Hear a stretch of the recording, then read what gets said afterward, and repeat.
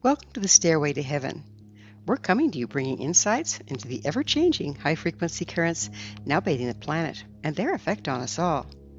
The source of vital information for the evolving human being. I'm Gulda Wiyaka. Guilt runs deep. Hidden programming controlling our lives.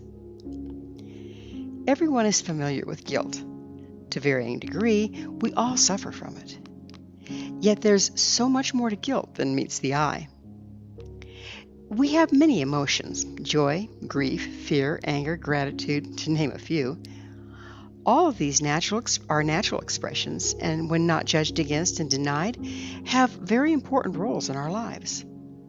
Joy serves as a guidepost to our purpose. Our purpose is embedded in our nature.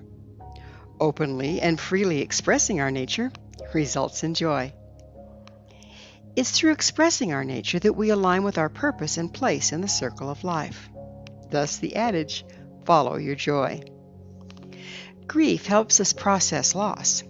Part of our natural expression resides in the joy-sorrow sine wave, whereby the capacity to express one enhances the other. Fear alerts us to danger, and anger serves to correct the situation when our boundaries are violated. Gratitude allows us to receive and appreciate. The frequency of gratitude propagates a natural flow, drawing in more of the things and situations we're grateful for. These emotions, when not denied and stuffed, flow freely and do their job well. It's only when we suppress them that they distort and become damaging.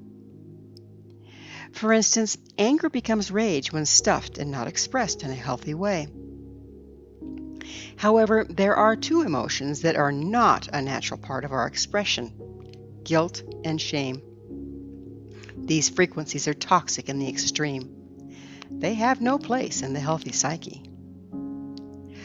What are guilt and shame, and why are they so damaging? Guilt is the act of judging against oneself and propagates shame. Both are very low-frequency expressions originally imposed on us from the outside to control our actions. When corporal punishment fell out of favor, as it well should have, imposing guilt became the preferred method of child-rearing. Unfortunately, it's every bit, if not more, damaging. Causing children to experience guilt robs them of their self-esteem and propagates shame of their very nature. Personally, I'd rather suffer a good old-fashioned beating than be made ashamed of what I am. Over the ages, religions and governments have also employed generous quantities of guilt and shame to control the masses. I had a friend that was a very devout Christian. One day we were discussing guilt. She held the belief that without healthy doses of guilt, we would all run amok perpetrating horrendous crimes. I argued that as a rule, people were inherently ethical, wanting to act in integrity, while most horrendous crimes resulted from guilt. Let me explain. Living in the low frequency of guilt is so miserable, most people will go to desperate measures to avoid being the one to blame. This often leads to acting out of integrity, which makes them feel increasingly guilty, become yet more desperate to escape it, and round we go. One very damaging way of dealing with guilt is to project it onto someone else. It's all your fault. If you wouldn't have made me mad, I wouldn't have hit you. You deserved it. Another is to go into victim. You're so mean to me. No matter what I do, you don't like it. You make me feel worthless. It's all your fault. I quit trying. In both cases, the blaming individual has put the responsibility for their actions or feelings on another. Guilt and shame are also responsible for us judging against healthy, useful emotions and suppressing them until they become distorted and detrimental. In childhood, many of us were not allowed to openly express how we felt. A child's expression of anger, grief, or even exuberant joy tends to trigger the stuffed, judged against emotions of the adults present. The child is then blamed for the adult's feelings and reprimanded for unnatural expression. This causes children to go into guilt and shame for their very nature. They will then suppress their emotions to prevent a rerun. the individual grows up still carrying the conditioning from their childhood. There is an unconscious judgment in place that certain emotions are bad, and anyone expressing them deserves reprimand. As adults, their own children are bound to trigger them by innocently expressing the judged against emotions. Unless the adult becomes introspective, accesses the memory of the damage, and reevaluates the judgment, they will punish their own children as they were punished. Thus, the damage is effectively passed down the generations. Epigenetic studies now show that in addition to passing down guilt through parenting practices, it may also be passed down genetically. The conditioning to carry guilt may very well become genetically predisposed. This explains why entire races seem more anchored in guilt than others. There is good news. During higher frequency times, we can control what genes express through epigenetics. If we become processed enough to operate at a higher frequency, we can indeed consciously impact our genetic expression. Consciousness is the key. Epigenetics can turn the expression of genes on and off. Consider the genetic predisposition like a gun sitting on a table. While the gun is indeed present, through consciously impacting our epigenetics, we can choose whether to pick it up or not. If there's one thing that'll stop evolution in its tracks, it's guilt. When a person is experiencing guilt and projecting it onto others, in effect, they have given away their power. When we hold others responsible for our moods and responses, we are incapable of changing. If we can't change our behavior and mindset, we can't evolve. It's impossible to act according to our natural expression when we're riddled with guilt. The shame of being to blame translates to shame of self and suppression of one's very nature. If we cannot express our nature, we cannot channel high frequency, as our entire system is compromised. It's much like a piano with broken keys. If some of the instrument's keys don't work, they cannot strike the strings when the music calls for the corresponding notes. Without these frequencies, the music becomes distorted, unpleasant, and lacks the power it would have otherwise carried. If we recognize we are each a key in the instrument of life, the importance of standing in our true expression becomes quite obvious. Many of the world's worst crimes come from denied guilt projected onto others and then condemning and even killing them for having it. Guilt is like a fear response in that it pushes us into the back brain where fight or flight become our only tools. When in the back or reptilian brain, we become disconnected from compassion, spirituality, logic, problem solving, and most importantly, our heart. In prior Stairway to Heaven episodes, we've discussed that the heart generates an electromagnetic field around the body. This field serves as the connection point to each other, the unified field, and to all that is.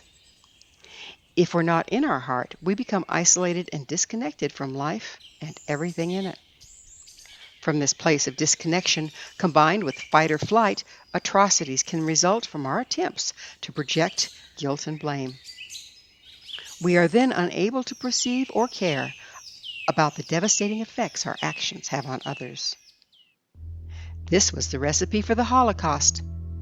A very sick, if charismatic, individual offered up an entire race to carry the denied guilt of a nation, and genocide was the result. Through the use of guilt and shame, systems can easily implement polarization. We see much of this going on in the world today. All is required is to offer up opposing villains upon which to project our guilt and shame.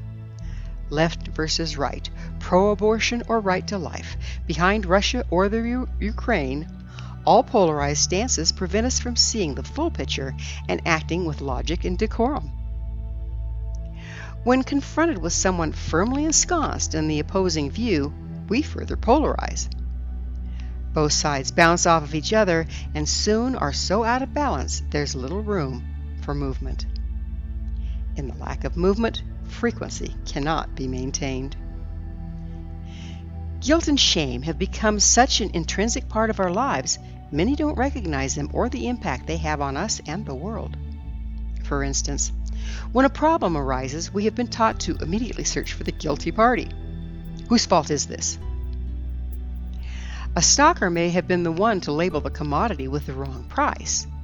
But if he was given the wrong price by the system, firing him won't solve the problem. The system was programmed by someone, but firing that person won't fix the fact that the manufacturer passed on faulty information, and so on. Establishing guilt does not solve problems. So much time is spent barking up the wrong tree trying to determine the guilty party, a solution cannot be found.